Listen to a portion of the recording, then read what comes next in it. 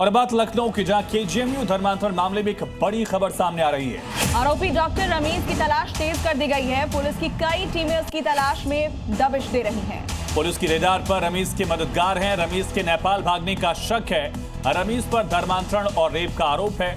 मुख्यमंत्री से मिलकर पीड़िता ने शिकायत की थी। इसके बाद नोटिस भी चस्पा किया गया।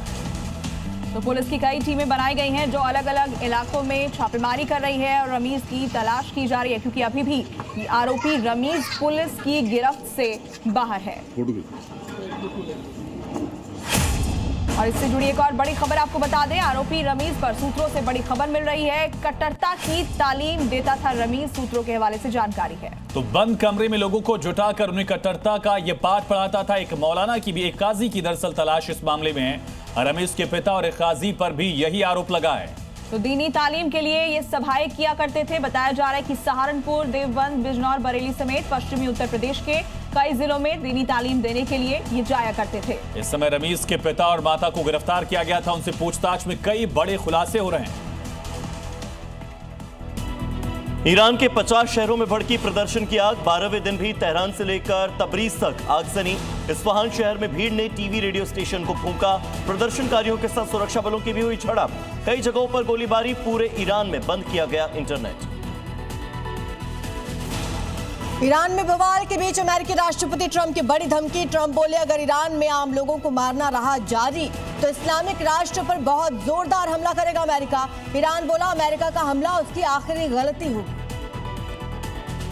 तुर्की में तेज हवाएं चलने से सामने आई खौफनाक तस्वीरें। इस्तांबुल में लैंडिंग के दौरान हवा में ही डोलने लगा प्लेन। समुद्र में तूफान से लड़खड़ाने लगे जहाज। सड़कों पर तेज हवा से उड़ने लगे लोग। 100 किलोमीटर से भी ज्यादा दर्ज की गई हवा की रफ्तार। दिल्ली के तुर्कमान गेट में बुलडोजर एक्शन के बाद पहला जुमा। दिल्ली पुलिस की लोगों से अपील, घरों में जुमे की नमाज अदा करें लोग। फैज़ इलाही मस्जिद में नमाज के बाद प्रदर्शन का इनपुट। इलाके में पुलिस ने बढ़ाया पहरा। तुर्कमान गेट बवाल में अखिलेश के सांसद मोहिबुल्लाह नदवी पर कसा शिकंजा। पूछताछ के लिए नोटिस भेज सकती है दिल्ली पुलिस। ओखला की रहने वाली एमन रिजवी की तलाश भी तेज। 10 सोशल मीडिया इन्फ्लुएंसर्स की पुलिस को तलाश।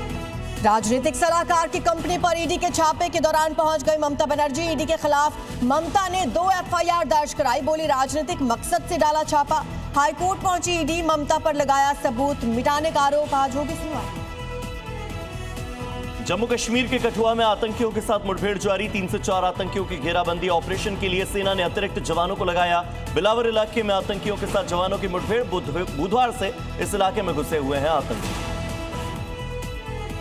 पीओके में सामने आई आतंकी नापाक साजिश। लश्कर के सीनियर कमांडर नसर जावेद ने किया मीरपुर में मंगला बांध का दौरा। पिछले 20 दिनों में पीओके के कई आतंकी ठिकानों पर घूमा लश्कर कमांडर।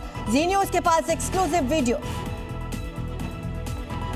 दिल्ली में प्राइवेट स्कूलों की मनमानी पर कसी लगाम। फीस को रेगुलेट करने के लिए दिल्ली सरकार के आदेश पर हाईकोर्ट का रोक लगाने से इनकार। निजी स्कूलों ने दी थी दिल्ली सरकार के आदेश को चुनौती। 20 जनवरी तक बनाई जा सकती है कमेटियां। रूस से लेकर फ्रांस तक बर्फबारी से कई देशों में आफत। बेल्जियम में भारी बर्फबारी ने पूरे देश में ट्रैफिक पर लगाई ब्रेक। क्रोएशिया, सर्बिया के कई इलाकों में -17 डिग्री पहुंचा पारा।